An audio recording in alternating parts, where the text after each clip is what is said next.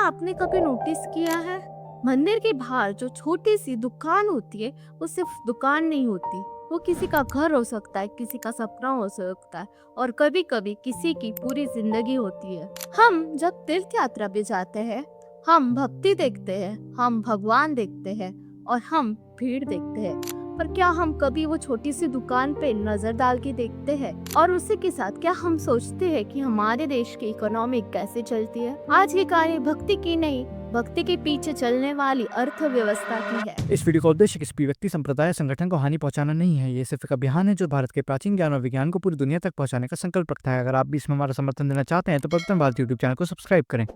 हर दिन की तरह आज सुबह के 4 बजे है। मंदिर की घंटे अभी हल्की सी आवाज देने लगी है।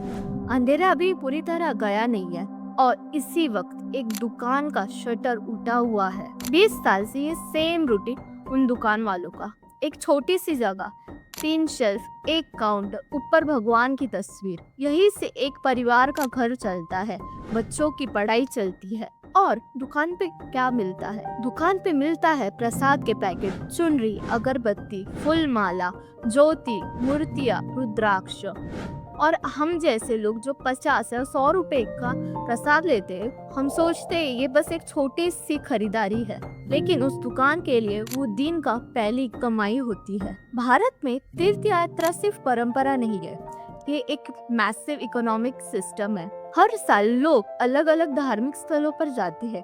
तिरुपति, वैष्णवी देवी, काशी, केदारनाथ, हर जगह लोग गुजरते हैं और हर एक यात्री किसी न किसी लोकल इंसान की रोजी रोटी से जुड़ा होता है। एक दुकान वाला, एक फूल बेचने वाला, एक ऑटो ड्राइवर, एक धर्मशाला ओनर, एक चाय वाला, ये सब मिलकर बनाते हैं तीर्थ यात्रा अर्थव्यवस्था। फेस्टिवल के दिन सबसे ज्यादा भीड़ होती है, तभी पूरे साल का हिसाब निकलता है। लेकिन सच इतना सिंपल नहीं है।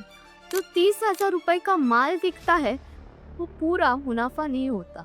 उसमें से होलसेल का पैसा, ट्रांसपोर्ट का खर्चा, बिजली का बिल, रेंट, लाइसेंस और कभी कभी एक्स्ट्रा चार्जेस। तो उन दुकानों के पास बच क्या जाता है? बस इतना कि घर चल सके। फिर बाद में आता है ऑफ सीजन।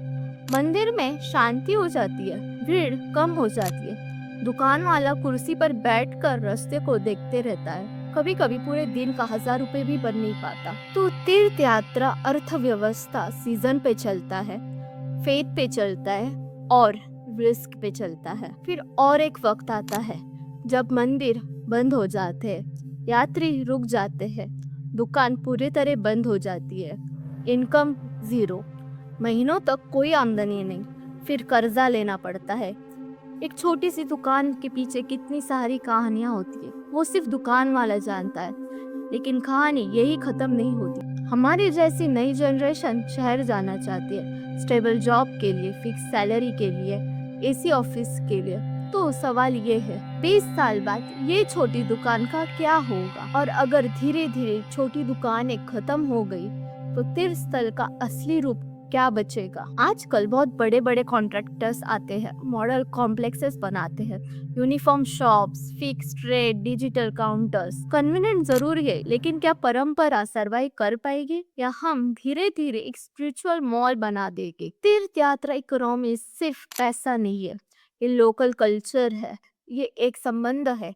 ये वो जगह है जहाँ दुकान वाला आपको पहचान लेता है, जहाँ प्रसाद के साथ दुआ मिलती है। और अगली बार जब आप मंदिर जाओ और किसी छोटी दुकान से प्रसाद लो तो 1 सेकंड रुक कर सोचना, आप सिर्फ भगवान को चढ़ावा नहीं दे रहे हो, आप एक परिवार को सपोर्ट कर रहे हो, एक शहर के अर्थव्यवस्था को जिंदा रख रहे हो, एक परंपरा को सरवाइव करने में मदद कर रहे हो। तीर्थ यात्रा सिर्फ आध्यात्मिक सफर नहीं होती, वो आर्थिक सफर भी होती है और हर एक छोटी दुकान की एक बड़ी कहानी होती है। और वीडियो देखने के लिए पवित्रम भारत को लाइक, शेयर और सब्सक्राइब कीजिए।